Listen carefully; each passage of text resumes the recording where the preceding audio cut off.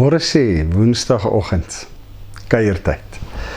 Ons het die voorreg gehad die naweek dat ons kinders van Alice Ras by ons was, en uiteraard die 200 kleinkinders ook.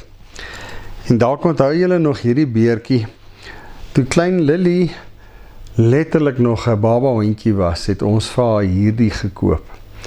En so sy nou groter geword het die een arm in die slag gebly, maar dit bly haar gunsteling speelding. En hierdie naweek het ons nou gedink, sjoe, kom ons verras hulle bietjie. Ons het nuwe speelgoed gekry en ons het gedink, weet jy, as jy nou hierdie speelgoed vir Lily gee, gaan sy hierdie enetjie dalk nou begin ignoreer en dan kan ons hom maar weggooi, want hierdie ou beertjie het nou sommer net lelik geword. Die interessante is, dit het nie gebeur nie. Hierdie ou een arm beentjie bly haar gunsteling. Sy het hom onmiddellik weer gevat. Dis die een waarmee sy rondloop in haar bek. Dis die een dat as sy gaan slaap, daar by haar is. Eerste ding wat sy vat in die oggend. En ja, dit het my nogal opnuut laat dink oor, wat is die waarde van 'n item? Wanneer is dit jou gunsteling? Hoekom is dit jou gunsteling? En as ek na haar kyk, hierdie is die beertjie wat sy gekies het, toe sy sommer bitter klein was. En dit bly haar eerste keuse. En daarmee volstaan sy. Al kom watter nuwe speelgoed oor haar pad, niks sal die plek van hierdie beertjie by ou Lily vat nie. Dit laat 'n mens nadink oor jouself, jou eie persepsies, hoe jy met dinge en met mense werk. As ons maar praat van dinge, as iets nie meer mooi is nie, ons het 'n laptop gehad en die laptop het geval en die een hoek het letterlik weggebreek. En elke liewe keer as daai laptop aansit, het dit vir my frustreer. En ek het vir myself gesê, weet jy, die laptop moet net gaan. Maar die laptop het gewerk. En 7, 8 jaar later, toe kom Windows 11 en dit is nie meer versoenbaar met daardie hardeware van 'n ou rekenaar nie. Maar ja, daai rekenaar het die tyd deurstaan en ons moes hom noodgedwonge gebruik vir 8 jaar. Maar menslik gesproke wonder jy altyd, is dit nie tyd vir iets beters nie. Gesels met 'n vriend laas week, 'n ander elektroniese item wat ek nou maar nie by die naam sal noem nie. Baie belangrik vir hom. En ook, luister, hierdie ding is nou oud genoeg, ek gaan ontslaaf van raak en ek gaan vir my nuwe een kry, die beste. Net om 'n paar dae later vir my te sê, dis die fout van my lewe gewees. En nou het ek die ou een klaar weggegee, ek kan hom nie terugkry nie. Maar ek het soveel ingeboet. Ek het daai bepaalde instrument geken. Daar's funksies en funksionaliteite wat daar was wat die nuwe een nie het nie. Ek kom nie reg met die nuwe ding nie. Nuut is nie altyd beter nie. Kom by verhoudings. Ons leef in 'n wêreld waar verhoudings ook 'n element van verbruik het. Daar's waarde in 'n vriendskap as daar vir my wins lê. En wanneer daai wins nou nie meer vir my genoeg is nie, dan is hierdie vriendskap ook nie meer vir my genoeg nie. Hoe baie het ek nie al gehoor, dit was die grootste fout wat ek gemaak het om my vriendskap met so en so op te sê. Ek besef vandag wat hy of sy in my lewe beteken het. Die rustigheid wat hy of sy gebring het. Die daar wees in tye wat ek dit so nodig gehad het. Kom ons sny 'n bietjie nader aan die hart. As dit kom by huwelike. Daai 1-tot-1 naaste verhouding waarin ek en jy kan staan. Dit is 'n kuns en is 'n stuk genade van die Here om saam oud te word.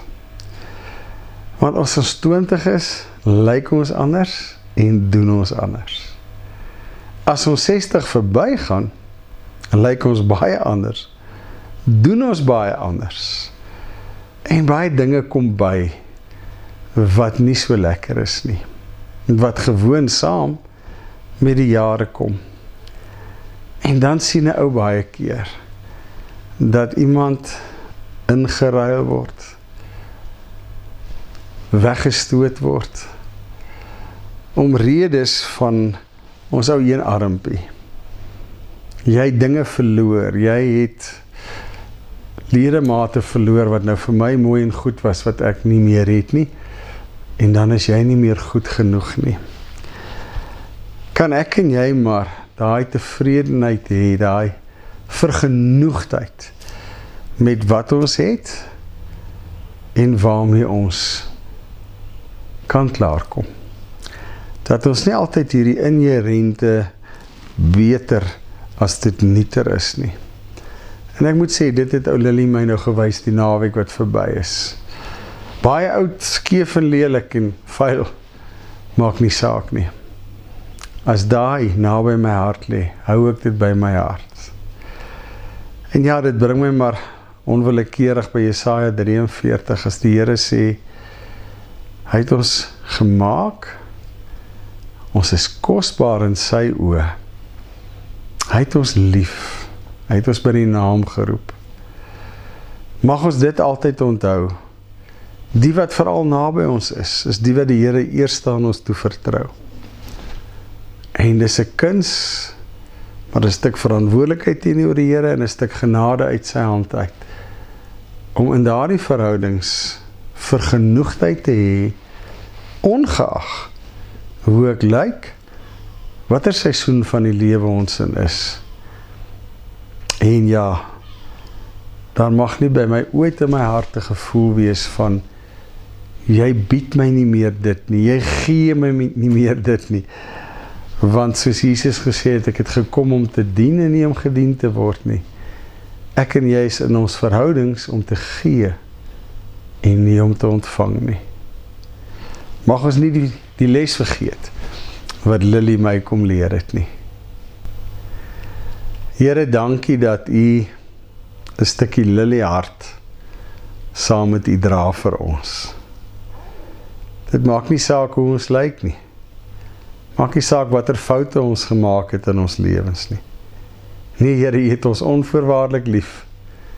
U kies ons keer op keer. U bly vir ons sê, my kind, jy is vir my kosbaar, ek ag jou hoog, ek het jou lief. Dankie dat U ons so lief het, Here, en gee dat ons ander in ons lewens net so lief sal hê. Amen. Uitdaging vir die week. 'n Mens kan net met vergenoegdheid lewe as daar drie elemente in plek is. Die eerste is dat ek deeglik bewus is dat die Here vir my onvoorwaardelik lief het. Die tweede is dat ek tevrede is met wat ek het in die omstandighede waar ek is, hier en nou. En ja, die derde is dat ek 'n stuk vergenoegdheid met myself het. Nie sal verlang na die dae wat was, toe ek nog dit en dat en so kon doen nie. So dis waar ek begin hierdie week, om te sê, het ek vergenoegdheid in myself, in my omstandighede, en het ek 'n sekere wete dat die Here vir my keer op keer kies, net soos ek is. En dan moet ek na buite kyk, dan moet ek na die kyk, die naaste aan my, en verder kringend, soos dit nou by vriende kom en familie en kollegas en dies meer. En dan moet ek eerlik wees met myself, het ek begin vaskyk na die afarm van sis of so. Het ek begin 'n onvergenoegdheid ontwikkel oor iemand, oor wat gebeur het en wat geword het. Wie daardie persoon nou is. Is dit dalk jare, is dit dalk gebeure, wat ook al. En dan vir die Here vra, Here, kom verander my hart, vernuwe my denke, Romeine 12:2, oor daardie persoon. Dat ek dit wat ek op eens vir daardie persoon gevoel het, die verhouding wat daar was, sal herstel, ongeag hoe daardie persoon nou is en lyk. Hê 'n wonderlike week.